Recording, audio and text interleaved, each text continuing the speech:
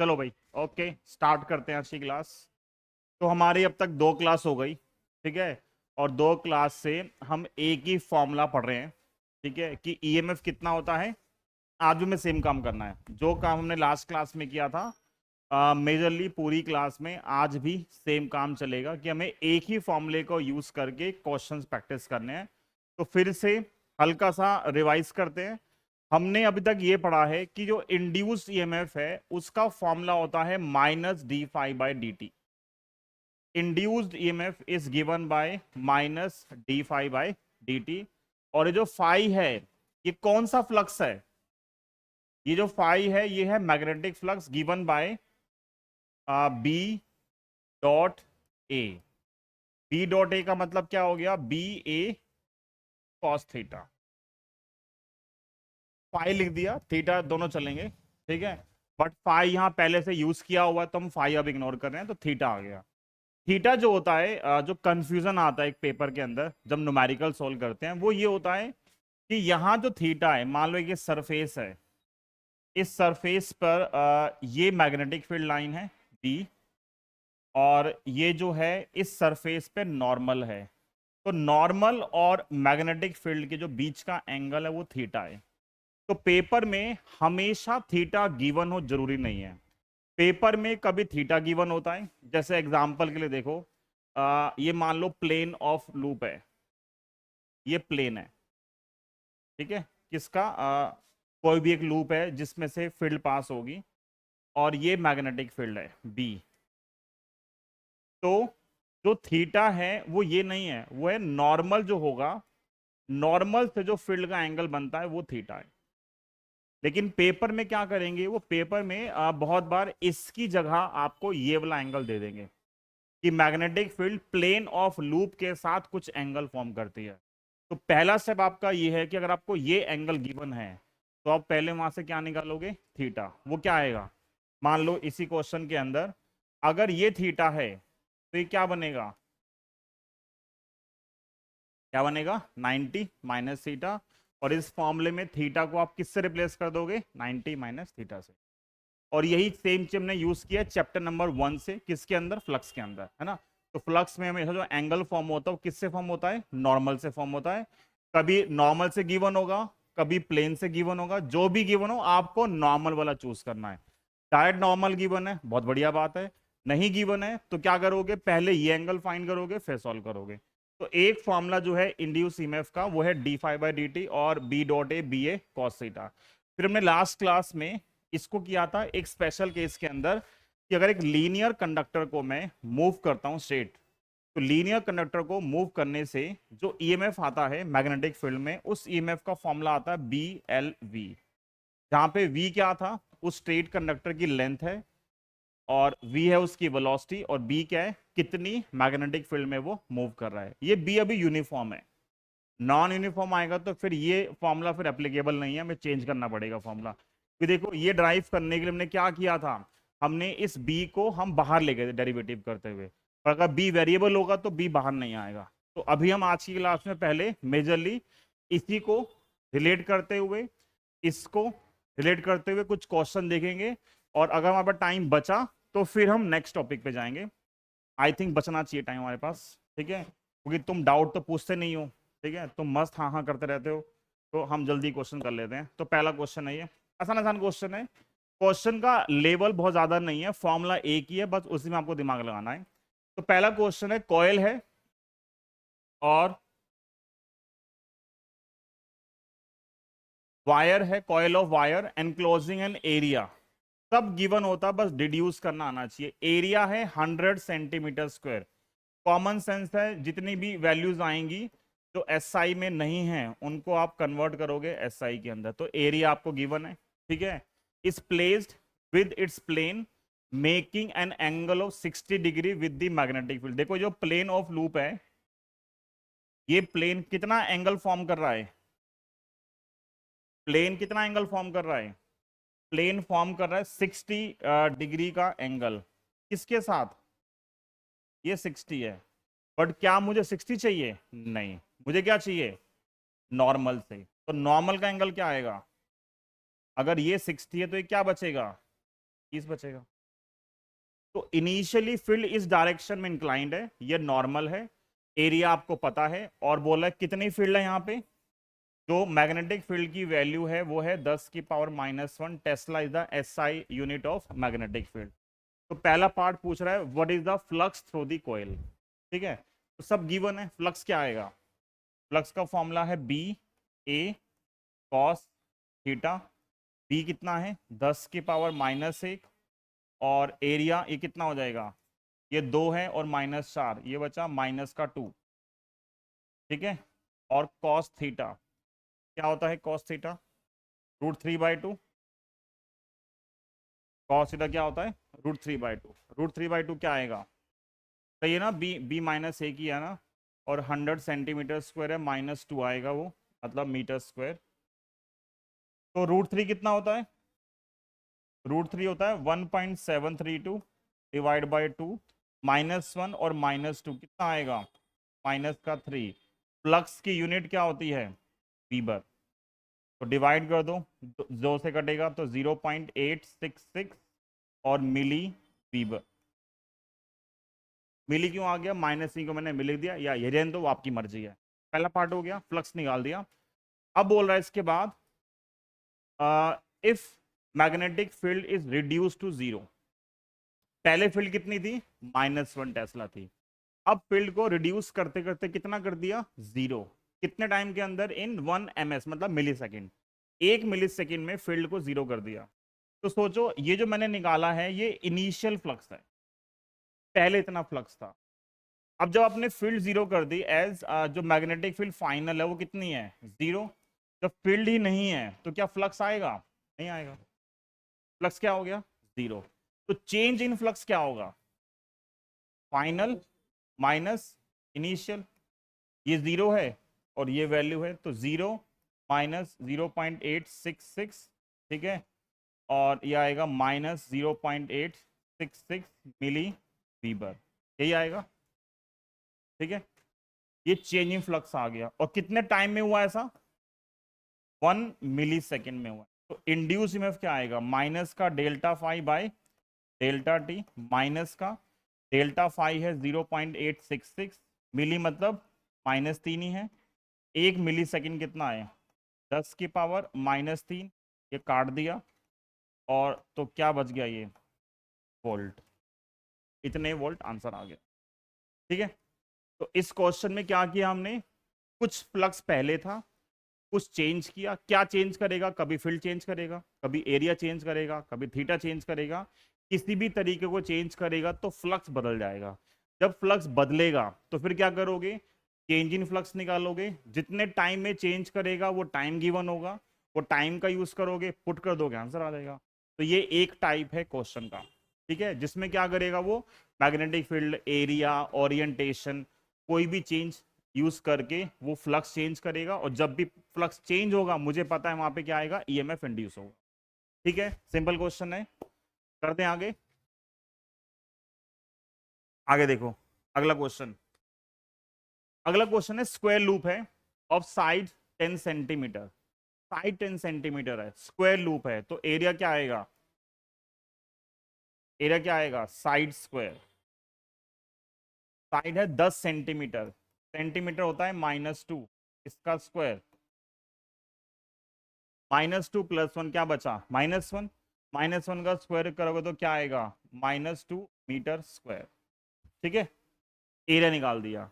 Resistance given है आपको, कितना है, रेजिस्टेंस आपको गिवन है 0.7 ओम।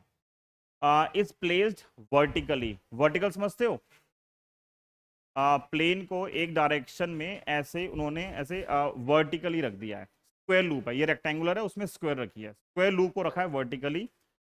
और कैसे रखा है, in east west plane. East west plane क्या होगा, ईस्ट वेस्ट प्लेन, ये north east west south, east west plane में वर्टिकल है। देखो ये जो डायरेक्शन होती है नॉर्थ ईस्ट वेस्ट साउथ, इसमें थोड़ा सा कंफ्यूजन आता है बच्चों को। इसमें नॉर्थ कहाँ है, नॉर्थ ऊपर है, नहीं नॉर्थ ऊपर नहीं होगा, नॉर्थ सामने की तरफ है।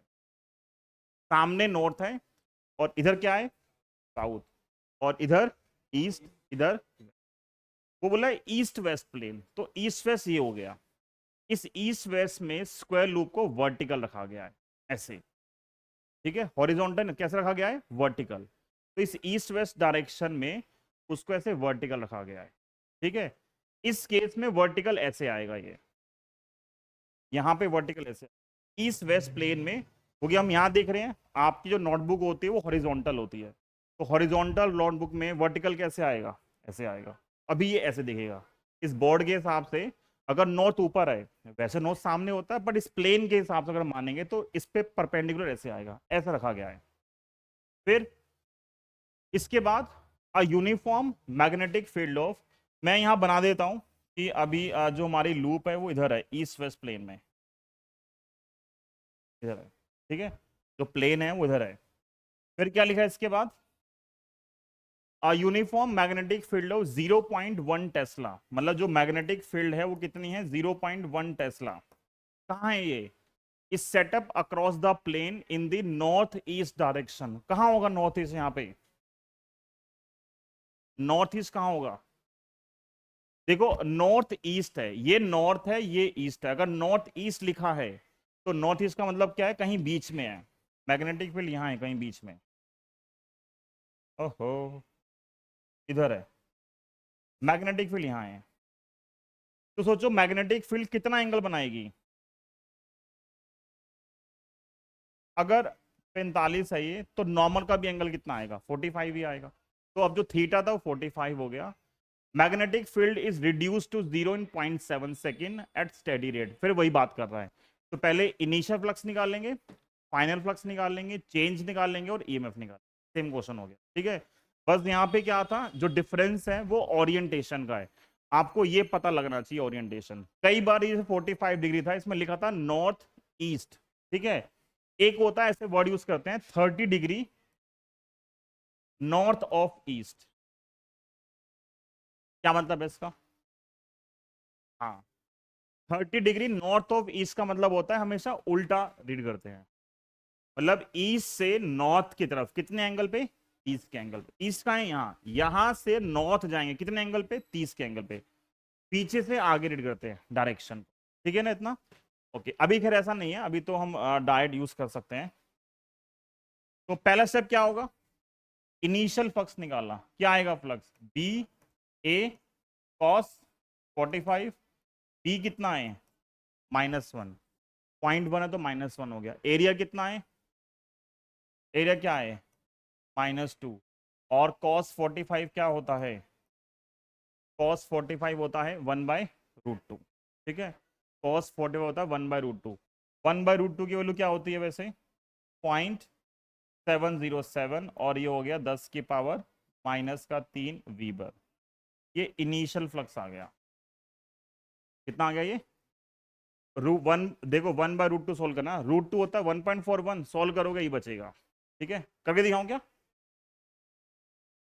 वैसे भी आगे भी आएगा ये, √2 से मल्टीप्लाई किया, डिवाइड किया, √2/2 आएगा, √2 कितना होता है 1.414/2 और 0.70, ठीक है, पता होना चाहिए सब बेसिक बेसिक चीजें। इनिशियल फ्लक्स निकल गया, फाइनल क्या होगा, डायरेक्ट यूज कर सकते हैं। तो अब मैं इस क्वेश्चन में डायरेक्ट यूज करता हूँ ΔΦ/ΔT, अगर मैं एवरेज वैल्यू निकाल रहा हूँ तो ये आएगा ΔΦ/ΔT, और माइनस ऑफ ये वैल्यू जब डिफरेंस लोगे तो क्या आएगा, माइनस का 0.707 और 10 की पावर -3, और डिवाइड बाय टाइम कितना है, टाइम है 0.7 सेकेंड, ठीक है, कुछ कटेगा, ये कितने पे कटेगा, 1 पे काट दो अप्रोक्सीमेटली, दोनों सेम ही तो हैं, 1 पे काट देते हैं इसको, तो माइनस माइनस क्या हो गया प्लस, तो 10 की पावर -3 वोल्ट आ गया, कुछ गड़बड़ है क्या, सही है, ये आएगा, क्या निकला ये वोल्टेज। अब क्या निकालना है, determine the magnitude of induced EMF and current, तो करंट क्या होती है, करंट होती है वोल्टेज अपॉन रेजिस्टेंस। कुछ गड़बड़ है क्या? बता देना भाई, गड़बड़ है तो सॉल्व कर लेना इसको। एम्पियर करंट आ गई। ठीक है, ये सब पेपर में 3 मार्क के क्वेश्चन है सारे के सारे। बस हल्का हल्का चेंज करेंगे इस क्वेश्चन में और पिछले क्वेश्चन में, सिर्फ ओरिएंटेशन का डिफरेंस है बस, बाकी पूरा सेम। और ऐसे 5-7 क्वेश्चन और हैं, हल्का हल्का चेंज करेंगे, क्वेश्चन बदलते जाएंगे। ठीक है, क्लियर है ये भी क्वेश्चन? ओके, और देखो, पलट दें, पलट दें। ठीक है, एक ये क्वेश्चन है, देखने में लग रहा है कॉम्प्लेक्स क्वेश्चन है, इजी इजी क्वेश्चन है, कोई दिक्कत नहीं है। हमने ये सीखा था लास्ट क्लास में, जो हमारा लास्ट डेरिवेशन का पार्ट था। अगर एक लीनियर कंडक्टर को मैग्नेटिक फील्ड के परपेंडिकुलर मूव करते हैं तो उसके अक्रॉस जो ईएमएफ इंड्यूस होता है उसकी वैल्यू कितनी आती है? बीएलवी। कितनी आती है? बीएलवी। तो इस क्वेश्चन ने क्या किया, उस बीएलवी को रिलेट कर दिया चैप्टर 3 में जो कॉम्बिनेशन ऑफ रेजिस्टेंस आता है। अब ये चीज देखते ही पता लग रही है क्या है, देखते ही पता लग रहा है। ठीक है, हाँ, ये जो कंडीशन है चैप्टर 3 में सीखा हुआ है, इसको भूल जाओ। अभी जो इतना पोर्शन है ये हमें डायरेक्ट पता है कि this is a Wheatstone bridge condition. ठीक है, और व्हीटस्टोन ब्रिज कंडीशन में हमने डायरेक्ट सीखा हुआ है कि अगर सारे रेजिस्टेंस बराबर हों तो आंसर भी क्या आता है? वही आता है। ठीक है, वैसे बेसिक रूल ये होता है कि अगर व्हीटस्टोन है, रेशियो सेम है, लेफ्ट से राइट का, लेफ्ट से राइट का रेशियो सेम है, वैसे यहाँ पे जो व्हीटस्टोन बनेगा वो इस पॉइंट और इस पॉइंट के बीच में बनेगा जहां पे कनेक्शन। तो ये पी क्यू, ये आर एस, तो इन दोनों का रेशियो बराबर है। ये बीच वाला हट गया, 2 और 2 का आंसर 4, 2 और 2 का आंसर 4, 4 4 पैरेलल में कितना आंसर आएगा? 2।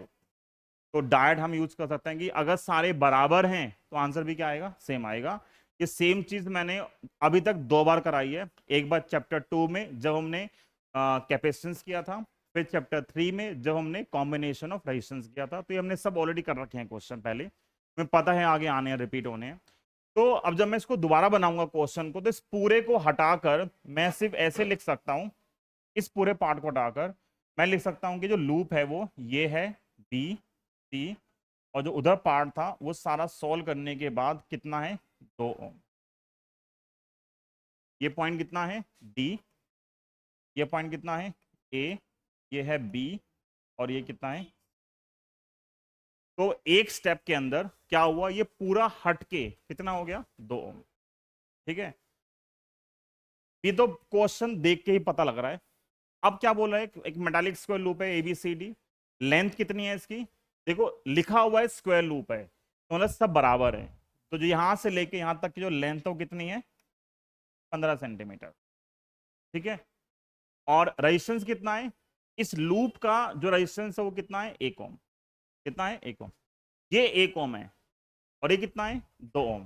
तो सर्किट का रेजिस्टेंस कितना हो गया? देखो यहां से लेके यहां तक का जो रेजिस्टेंस है वो कितना है? क्वेश्चन में लिखा हुआ कितना है, मतलब मैं यहां से लेके यहां तक का मान सकता हूं 1 ओम रेजिस्टेंस है, और ये कितना है? 2। तो इस क्लोज लूप का नेट रेजिस्टेंस कितना हो गया? तो इस क्लोज लूप का जो नेट रेजिस्टेंस आएगा वो आएगा 1+2।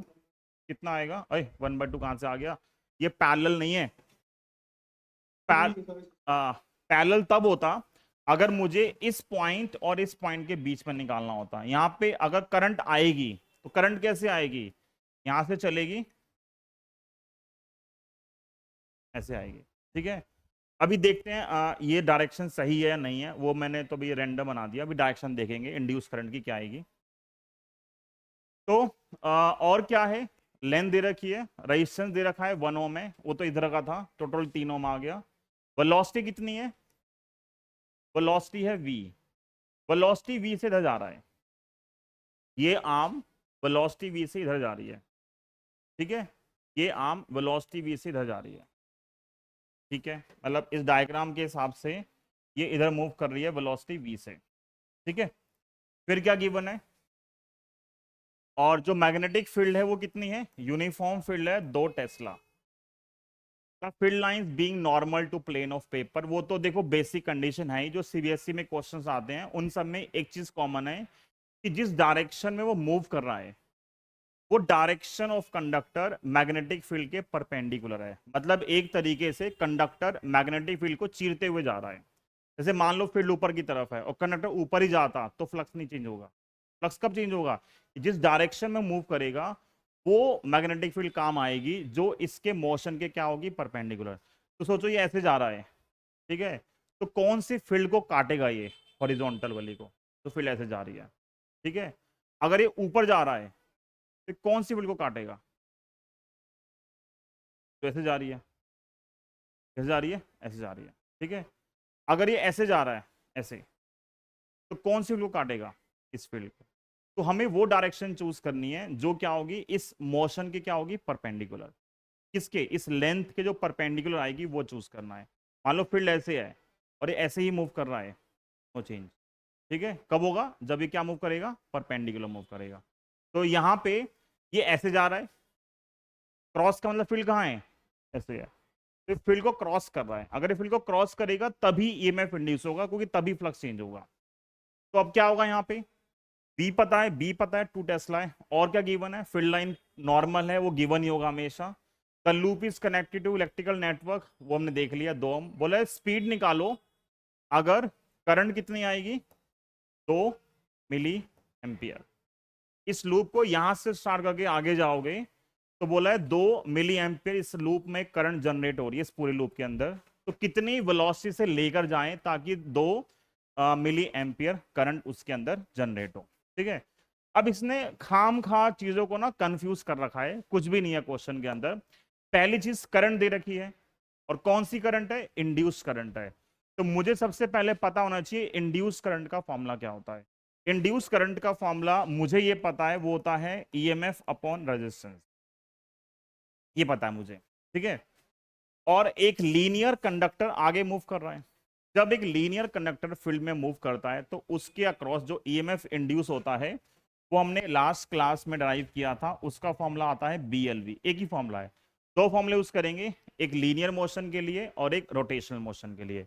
अभी रोटेशन नहीं पड़ा तो सारे क्वेश्चन भी वही आ रहे हैं जो लीनियर मोशन वाले हैं। तो लीनियर मूव करेगा तो हमेशा क्या लगेगा, बीएलवी। और बाई कितना आ गया, आर। क्या निकालना है मुझे, वी निकालना है। क्या आएगा वी, यहां से आर ऊपर आया और नीचे क्या आएगा, आई आर बाई वी, यही आएगा। अब देखा तुम्हें, बताओ आई कितना है, 2 मिली एम्पियर, तो माइनस का 3। रेजिस्टेंस कितना है, 3।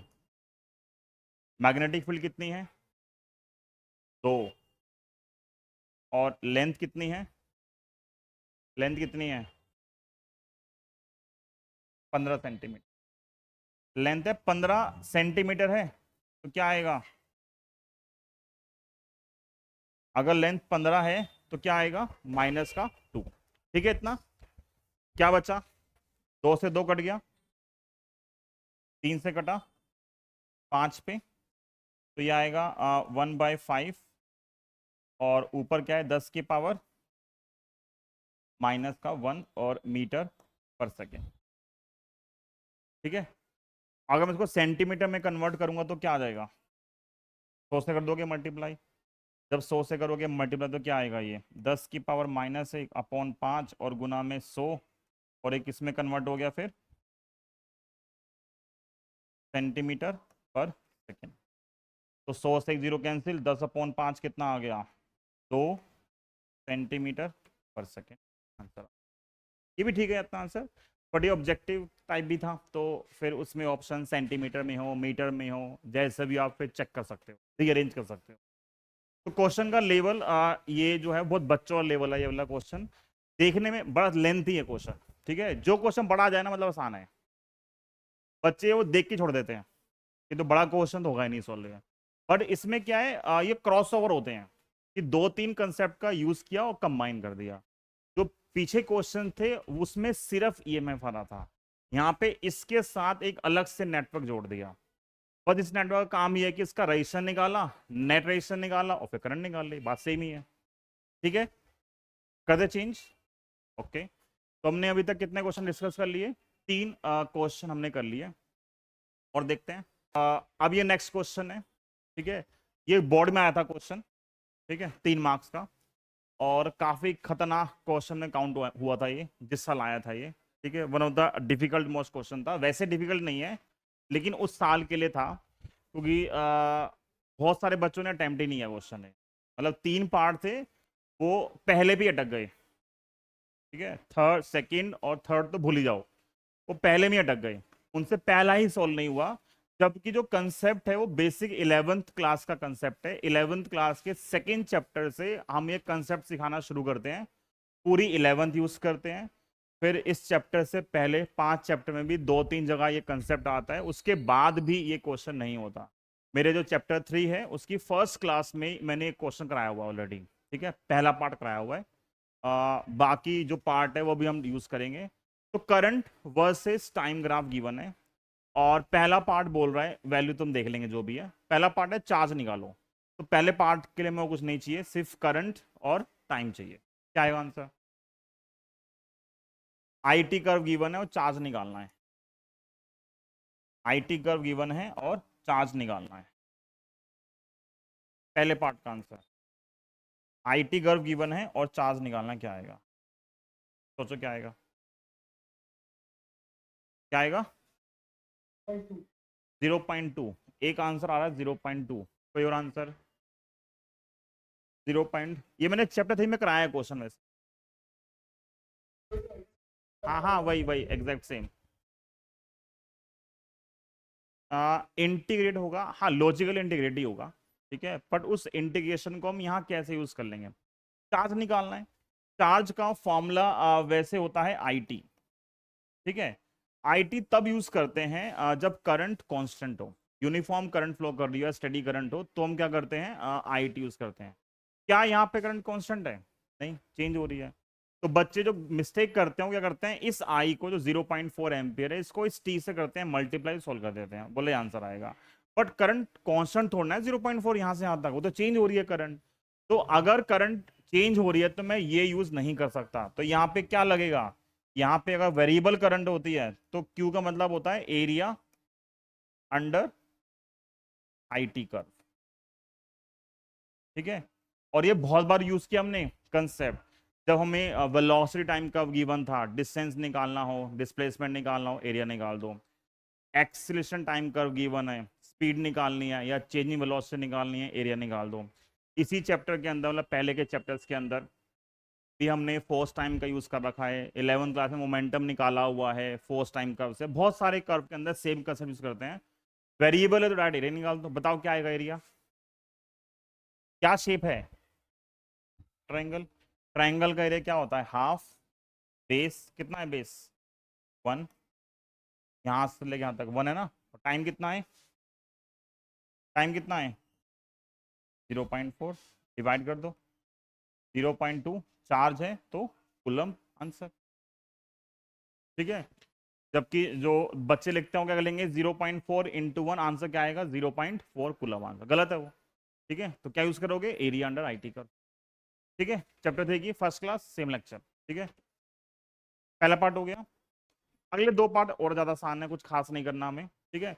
सेकेंड पार्ट में चेंज इन मैग्नेटिक फ्लक्स निकालना है। मुझे करंट पता है या चार्ज पता है, तो मैं इस चार्ज का यूज करके फ्लक्स का यूज करूंगा, चेंज इन फ्लक्स, ठीक है। क्या निकालना है? Change in flux.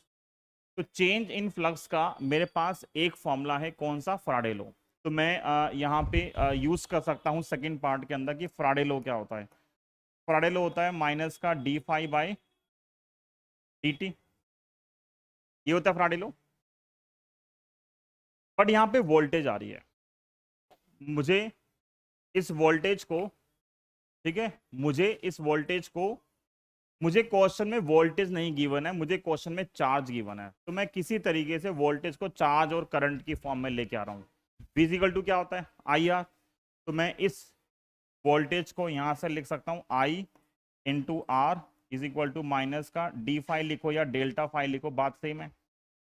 ये आएगा, कितना आएगा? Delta phi by delta t, ठीक है। इतना आप मैं दे देता, भाई डिस्टर्ब कर रहा क्लास के बीच में। तो आई आर आएगा delta phi by delta t, इतना, ठीक है।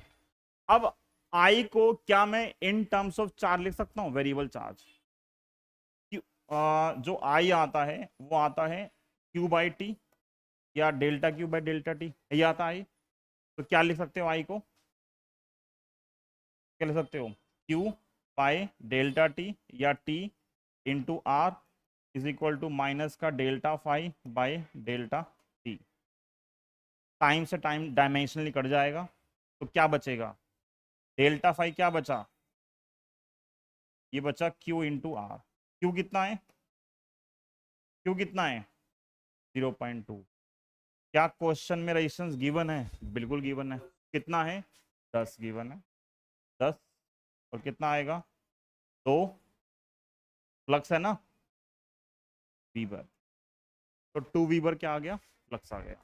ठीक है, फिर अगला पार्ट, अब माइनस, हाँ यूज हम मेनली निकाल रहे हैं मैग्नीट्यूड, तो हटा सकते हैं। थर्ड पार्ट में क्या निकालना है, थर्ड पार्ट में निकालना है मैग्नेटिक फील्ड कितनी अप्लाई की है, तो और आसान है।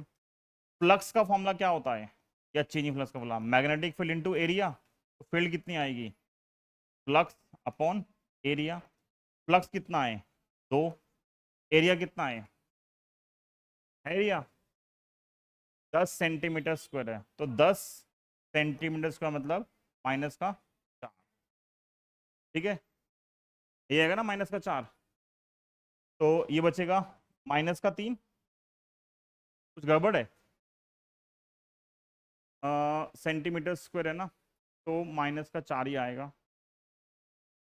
बी आएगा 5a और ये माइनस का 4, ये बचेगा माइनस का 3 और ये ऊपर आ जाएगा, तो आएगा 2 और 10 की पावर प्लस 3, ये बी आ गया। काफ़ी ज़्यादा आ रही है,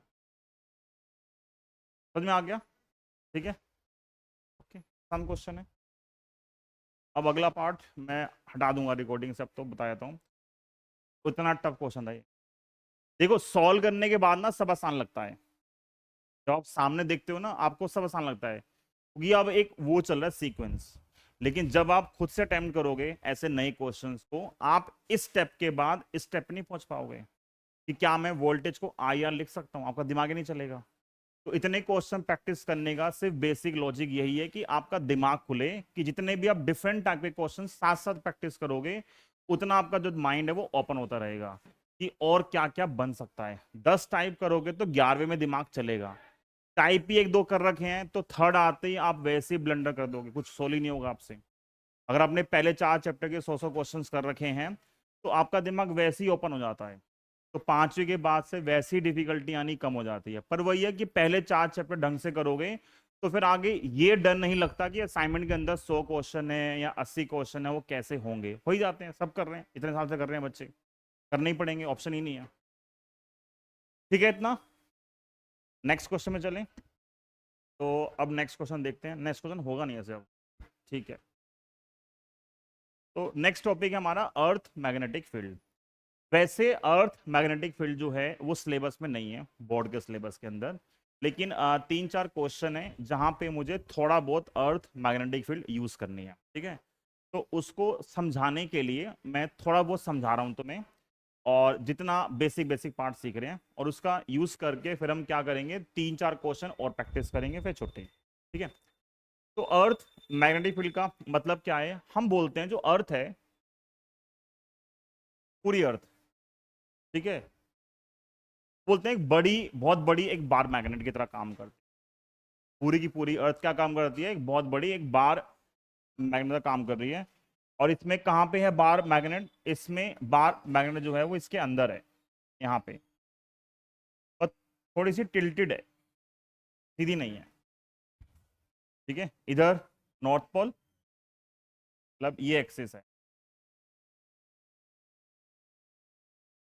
ठीक, एक नॉर्थ, इधर नॉर्थ, इधर साउथ, और एक नॉर्थ साउथ और भी होता है, तो यहाँ आता है, ये भी नॉर्थ है, ये भी साउथ है। इसको बोलते हैं मैग्नेटिक नॉर्थ, एक मैग्नेटिक है और एक हमारे पास क्या है, जियोग्राफिक है। तो 2 नॉर्थ आते हैं, 2 साउथ आते हैं।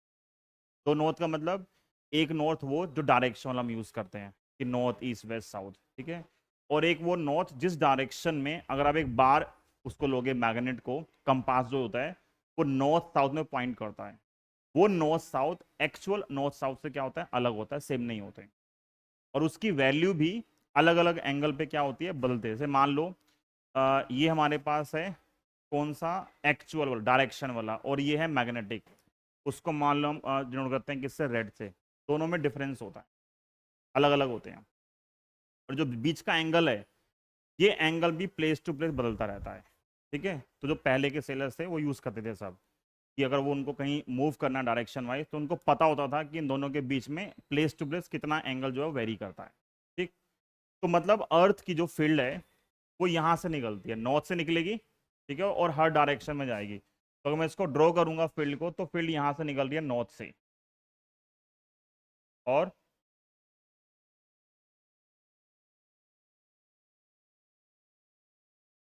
थ्री डायमेंशन में से ये है यहाँ से इधर, इधर, इधर, इधर, हर डायरेक्शन फील्ड जा रही है।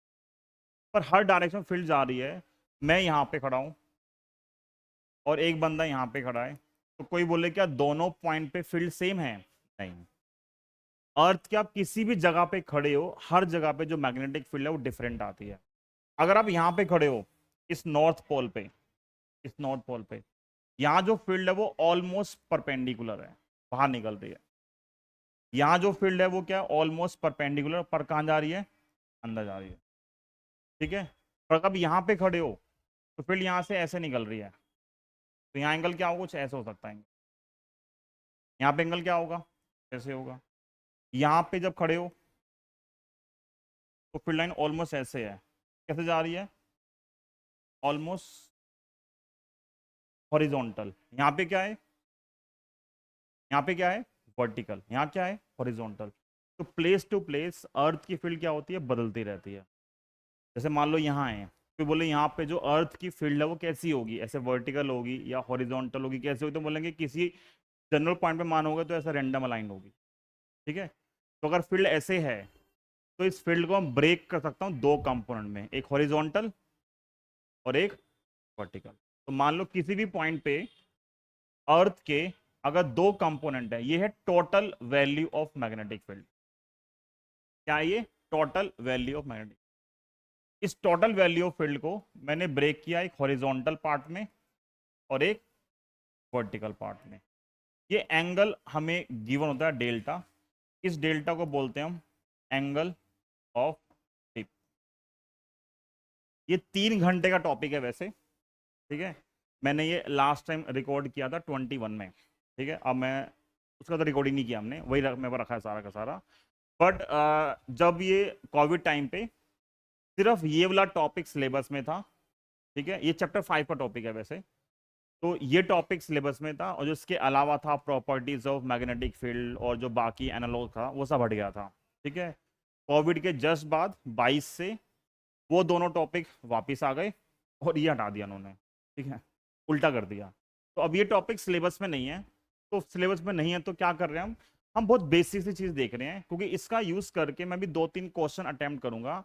हालांकि चांसेस हैं कि वो वर्ड पेपर में यूज़ नहीं करेंगे, लेकिन इसके बिना कराना बड़ा मुश्किल है उस टॉपिक को, तो करा रहे हैं, लेकिन आने के चांस नहीं होंगे। उसका एक सिंपल वर्जन आपके पेपर में आएगा, और जब ये पढ़ लेंगे तो तुम्हारे लिए सोल्व करना थोड़ा ईजी हो जाएगा। तो एक वर्ड है एंगल ऑफ डिप, मतलब ये क्या है कि जो मैग्नेटिक फील्ड है वो हॉरिजॉन्टल डायरेक्शन से कितना एंगल बनाती है, वो डेल्टा है। तो क्या आप वेक्टर का यूज करके इसको ब्रेक कर सकते हो कंपोनेंट्स के अंदर?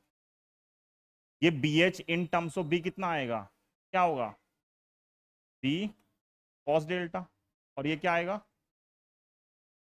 ये क्या आएगा, बी, तो हॉरिजॉन्टल कंपोनेंट क्या आएगा, बी कॉस डेल्टा, और वर्टिकल क्या आएगा, बी साइन डेल्टा।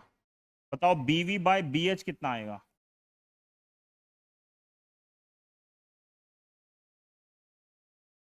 ऊपर बी वी नीचे बी एच, तो बी वी कट गया, ऊपर साइन नीचे कॉस, क्या आंसर आएगा, ये आएगा 10 डेल्टा। तो एक फॉर्मूला ये काम का है और दो फॉर्मूले ये काम के हैं, ठीक है। तो होगा क्या, अब हमें क्वेश्चन जो देगा उन क्वेश्चंस में वो बोलेगा एक लूप जो है या कोई जो कंडक्टर है वो अर्थ की मैग्नेटिक फील्ड में मूव कर रहा है, ठीक है। मान लो अब जैसे यहाँ पे है एक वर्टिकल कंपोनेंट है, एक हॉरिजॉन्टल कंपोनेंट। कितने हैं? 2 कंपोनेंट हैं, ठीक है। और वो बोल रहा है वो ऐसे जा रहा है, ऐसे एक कंडक्टर ऐसे लीनियरली मूव कर रहा है और आपको अर्थ की फील्ड गिवन है। तो बोला बताओ कितना ईएमएफ इंड्यूस होगा। मुझे पता जब एक लीनियर कंडक्टर मूव करता है तो ईएमएफ का फॉर्मूला बीएलवी है, लेकिन बी कौन सा? तो पीछे के क्वेश्चंस किए थे वहां पे बी गिवन था। अब यहाँ पे क्या करेगा, बी की जगह वो वर्ड यूज करेगा आइदर हॉरिजॉन्टल कंपोनेंट और वर्टिकल कंपोनेंट, या बी क्या है? Total value. ये उसका हॉरिजॉन्टल पार्ट है, ये उसका वर्टिकल पार्ट है। अब मेरा क्वेश्चन ये ऐसे हॉरिजॉन्टल जा रहा है, जब ये ऐसे हॉरिजॉन्टल मूव कर रहा है ये कौन से कंपोनेंट को क्रॉस कर रहा है? हॉरिजॉन्टल या वर्टिकल? किसको क्रॉस कर रहा है? वर्टिकल को। तो कोई चीज अगर हॉरिजॉन्टल मूव करेगी तो मुझे ये पता है उसके लिए मुझे सिर्फ वर्टिकल कंपोनेंट चाहिए। तो अगर वर्टिकल कंपोनेंट डायरेक्टली गिवन है तो बहुत आसान क्वेश्चन हो गया, बट अगर ये गिवन नहीं है तो क्या गिवन होगा? हॉरिजॉन्टल देंगे या बी दे देंगे। तो वर्टिकल निकालने के लिए मुझे बी चाहिए और साइन डेल्टा चाहिए। तो अगर मुझे टोटल वैल्यू बी पता है, डेल्टा पता है, मैं यहां से निकाल लूंगा। मुझे चाहिए वर्टिकल कंपोनेंट, पर दिया क्या है? हॉरिजॉन्टल गिवन है। तो क्या करूंगा मैं? हॉरिजॉन्टल का यूज करके, डेल्टा का यूज करके क्या निकाल लूंगा? बी भी निकाल लूंगा। सेम क्वेश्चन, कोई चीज ऊपर जा रही है ऐसे, तो ये कौन से कंपोनेंट को क्रॉस कर रही है? तो अब मुझे क्या चाहिए? हॉरिजॉन्टल चाहिए। तो जब मैं 2-3 क्वेश्चन भी अटेम्प्ट करूंगा उनमें क्या करना है मुझे? मुझे सिर्फ ये चेक करना है कि जो कंडक्टर का मोशन है वो कौन से कंपोनेंट को चीरता हुआ निकलता है, क्रॉस करता है, हॉरिजॉन्टल को या वर्टिकल को। जिसको चीरता हुआ निकलेगा वो कंपोनेंट चूज कर लेंगे, आंसर आ जाएगा।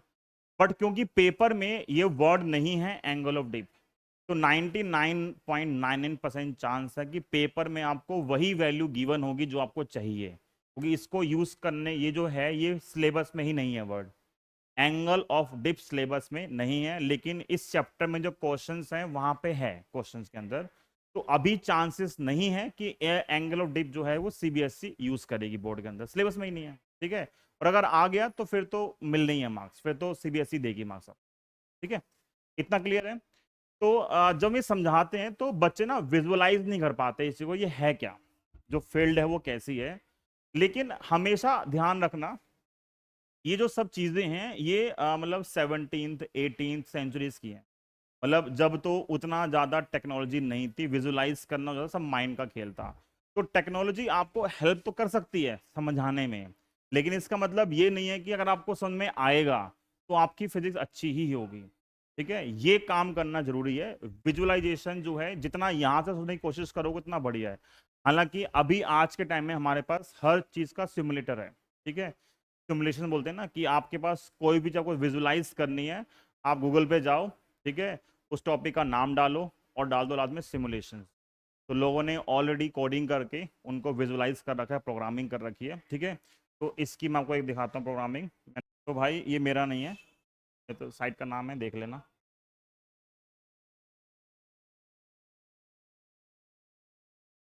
लिया है।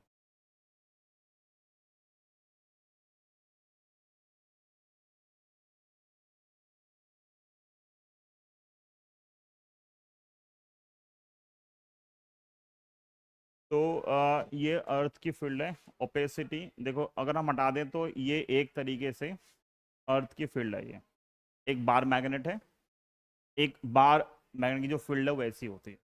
तो हम बोलते हैं जो अर्थ है उसके अंदर एक बार मैग्नेट है और उसकी जो फील्ड है वो ऐसी है। अगर हम मान लेंगे ओपेसिटी, ठीक है, रोटेट करोगे इसको, अगर हम इंटेंसिटी बढ़ा देंगे, ऐसे हर पॉइंट पे जो अर्थ की फील्ड है वो कुछ इस तरीके से आ रही है, ठीक है। तो हर पॉइंट पे फील्ड अलग अलग है। जब यहां जाओगे नॉर्थ पे ऑलमोस्ट परपेंडिकुलर, साउथ पे वहां भी perpendicular, but other than north and south क्या होगा? नॉर्थ और साउथ के अलावा हर पॉइंट पे जो फील्ड है वो एक एंगल पे आ रही है। जब एक एंगल पे आएगी तो उसमें एक हॉरिजॉन्टल पार्ट आएगा और एक क्या आएगा? वर्टिकल पार्ट आएगा। मैं अभी बहुत डिटेल में नहीं जा रहा हूँ, उनमें वर्ड आते हैं, मेरिडियन आता है, मैग्नेटिक मेरिडियन, जियोग्राफिक मेरिडियन, फिर उनमें हम डिफाइन करते हैं। तो टॉपिक वैसे बड़ा सा है, मैं बेसिक बता रहा हूँ कि अगर क्वेश्चन आएगा तो एक हॉरिजॉन्टल पार्ट है, एक वर्टिकल पार्ट है, ठीक है। तो आपको दोनों में से ये जो वर्ड है ना यहाँ पे हमने शो किया इसको, कंपास हम बना देते हैं और रोटेशन बता देते हैं हम। देखो इसमें क्या है, ये जो वर्ड है ना यहाँ पे, एक है मैग्नेटिक नॉर्थ और एक है जियोग्राफिक नॉर्थ। हाँ, आ रहा हूँ आ रहा हूँ। डेक्लिनेशन,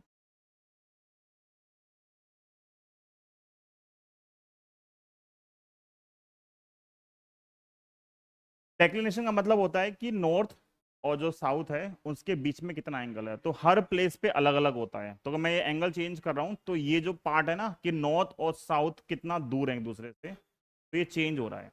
ठीक है, तो डेक्लिनेशन जो है चेंज करोगे तो नॉर्थ और साउथ में एंगल बदलेगा। जीरो मतलब हर प्लेस पे ये वैल्यू अलग अलग आती है। ठीक है, तो एक वर्ड आता है डेक्लिनेशन, एक वर्ड आता है एंगल ऑफ डिप और एक वर्ड आता है हॉरिजॉन्टल कंपोनेंट। तो they are three are the elements of magnetic field, earth magnetic field. ठीक, बट ये बेसिक सा पार्ट है। बेसिक पार्ट मतलब हमें इतना डिटेल में नहीं पढ़ना है, हमें सिर्फ ये चाहिए अर्थ की फील्ड गिवन होगी, एक हॉरिजॉन्टल कंपोनेंट होता है, एक होता है वर्टिकल कंपोनेंट, और दोनों के बीच में जो रिलेशन है वो ये है। ठीक है, अब इसका यूज करके मैं 3 क्वेश्चन और करवा रहा हूं, फिर शायद उतने में हमारी क्लास ओवर हो जाएगी आज की। तो एक बार क्वेश्चन देखते हैं। क्वेश्चन आसान से ही है, क्वेश्चन में कुछ नहीं करना। एक लीनियर कंडक्टर है, वो मूव कर रहा है। कैसे मूव करेगा, या तो वो हॉरिजॉन्टल मूव करेगा या वो वर्टिकल मूव करेगा, उसके अकॉर्डिंगली चूज करेंगे।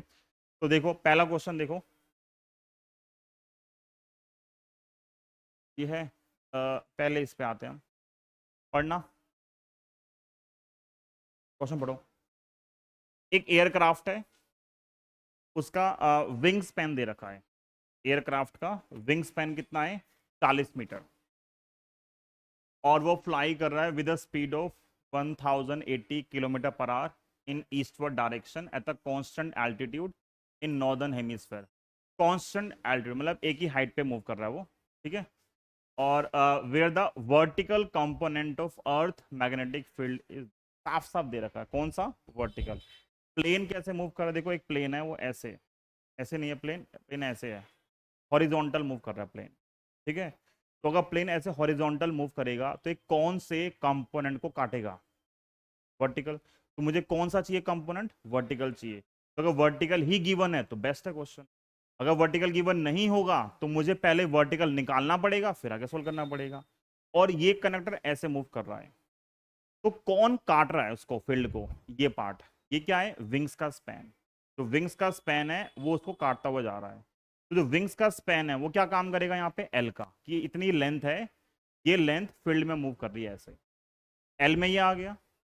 बी वेलोसिटी दे रखी है, बी कौन सी, वर्टिकल कंपोनेंट। तो जब सब कुछ पता है तो मैं यहाँ पे जब सॉल्व करूंगा तो मैं सोचूंगा जो ईएमएफ आता है वो कितना आता है, बी एल बी।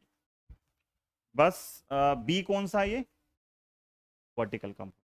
कितना है वर्टिकल कंपोनेंट, 1.75 और 10 की पावर -5, और लेंथ कितनी है, 40। ठीक है, और वेलोसिटी कन्वर्ट करो किसके अंदर, मीटर पर सेकंड में, इंटू 5/18, क्या आएगा,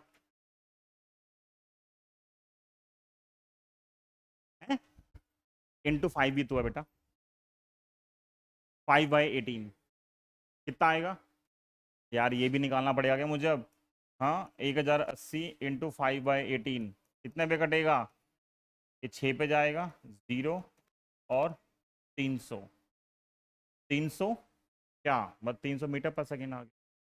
सोल्व कर लो इसको। तो 1 2 और 3, ठीक है, 3 तो गई, तो 1.75 इंटू 4 × 3 = 12, 10 की पावर -2, 12×5 = 60, 0 6, 12×7 = 84 और 6 कितना हो गया, 90, 0 9, 12 और 9 कितना आएगा, 21। 2 के बाद पॉइंट लगाओगे। ठीक है, और 10 की पावर कितनी है, -2, और ये आएगा 0.21, और ईएमएफ है तो कितना आएगा, वोल्ट आ गया। समझ में आ गया। ठीक है, तो इस क्वेश्चन में कुछ करना नहीं पड़ा हमें, क्योंकि डायरेक्टली जिस डायरेक्शन में वो जा रहा था उसका वर्टिकल पार्ट मुझे ऑलरेडी क्वेश्चन में गिवन है, तो सोल्व करना आसान हो गया। लेकिन अगर मैं अगले पे स्विच करता हूँ, ये भी सेम ही है, एक रेलवे ट्रैक है। ठीक है। रेलवे ट्रैक कहाँ जा रहा है? Running north south, has two parallel rails 1 metre apart. दो रेल हैं ऐसे पैरेलल, ऐसे किया ऐसे दो रेल पैरेलल हैं। इन रेल्स पे एक ट्रेन मूव कर रही है। जो ट्रेन के दो व्हील्स होते हैं उनके बीच में क्या होता है? एक्सल होता है। ठीक है। तो वो जो एक्सल हैं उनमें कितना 1 मीटर है। Calculate the value of EMF induce between the rails when a train passes at a speed of 90 kilometre per hour. Speed अगर 90 किलोमीटर है तो इंटू 5/18, 18×5 = 90 और 25 मीटर पर सेकेंड। ट्रेन हॉरिजॉन्टली जाएगी। जो दो रेल हैं उनके बीच में जो गैप है वो कितना है? 1 मीटर का। तो यहाँ लेंथ क्या काम करेगी? 1 मीटर। हॉरिजॉन्टल मूव कर रही है तो फिर से क्या चाहिए? वर्टिकल चाहिए। क्या गिवन है वर्टिकल? क्या गिवन है वर्टिकल की जगह? आपको गिवन है वहां पर जो हॉरिजॉन्टल कंपोनेंट है वो कितना है? 0.3 और 10⁻⁻⁴ टेस्ला। और एंगल ऑफ डिप कितना है? 60 डिग्री। तो अगर हॉरिजॉन्टल पता है, डेल्टा पता है, तो मैं यूज कर सकता हूं BV/BH। कितना होता है? 10 डेल्टा। क्या आएगा यहाँ से? BV इक्वल टू आएगा BH इंटू 10 डेल्टा। 10 डेल्टा कितना है? 60 और BH है 0.3, 10⁻⁻⁴ और 1060 कितना आ गया? √3। ठीक है। कितना आ गया? √3। ये BV आ गया वर्टिकल कंपोनेंट।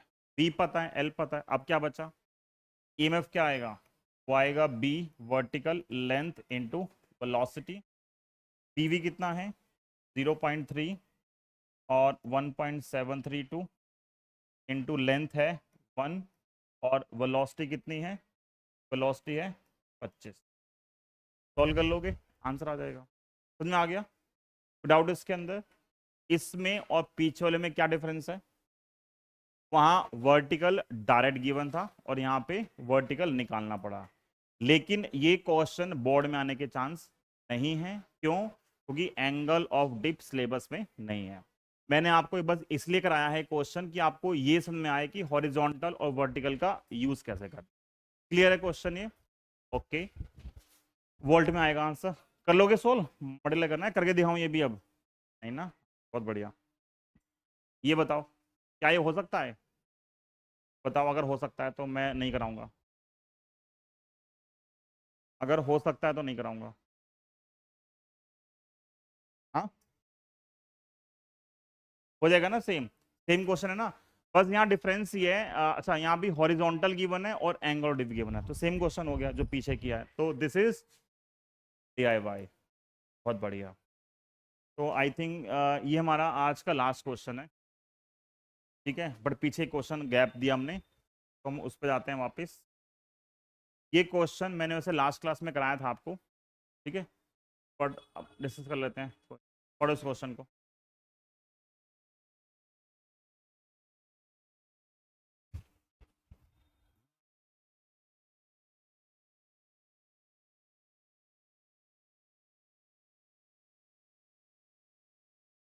ये भी NCERT में है।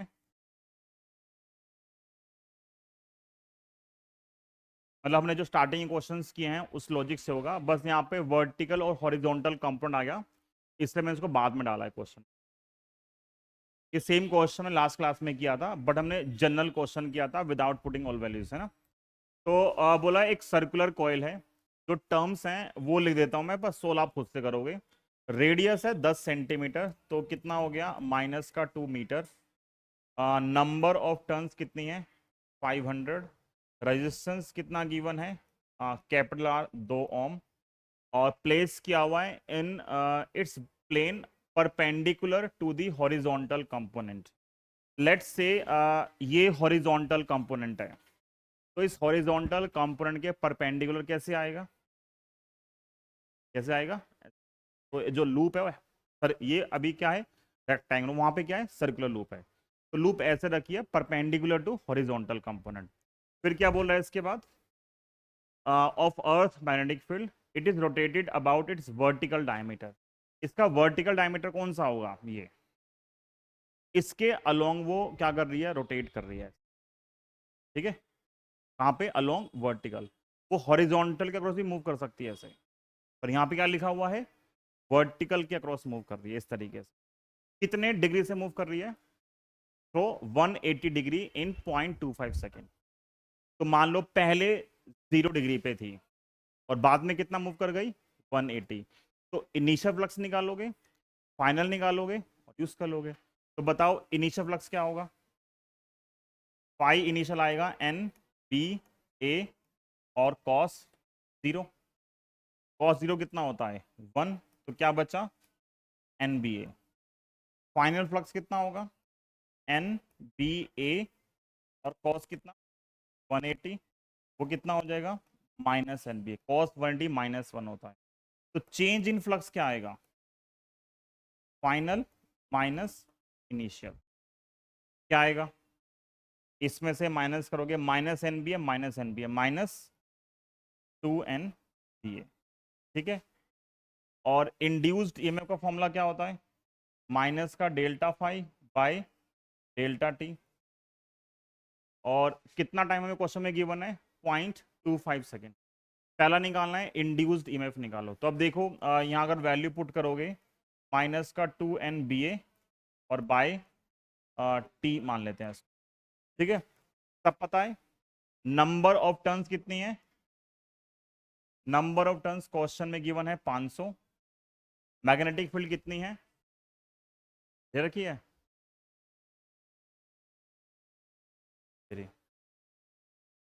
3 और 10 की पावर -5। और एरिया कितना है, एरिया के लिए रेडियस गिवन है, सर्कुलर लूप है, ये आएगा -1 सॉल्व करने के बाद। एरिया क्या होता है पाई आर स्क्वायर, इसका स्क्वायर क्या आएगा -1 का स्क्वायर माइनस का 2। और नीचे क्या आएगा टाइम, टाइम कितना है 0.25 सेकेंड, तो हो गया 25 और 10 की पावर -2, ठीक है। मैंने आपको सिखाया हुआ है कभी 25 से डिवाइड नहीं करते, क्या करते हैं उसकी जगह 4 से मल्टीप्लाई और डिवाइड कर देते हैं, ठीक है। देखो यहाँ पे क्या होगा 5 दूनी 10, 1000 आएगा, है ना। ये 4 आया, 4 दिए 12 पाई,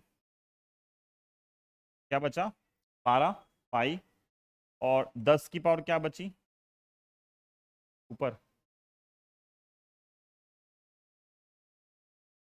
अरे ये +3 हो गया ना, ये 3 हो गई ना पावर, 500 ना 2 कितना हो गया 1000 हो गया ना।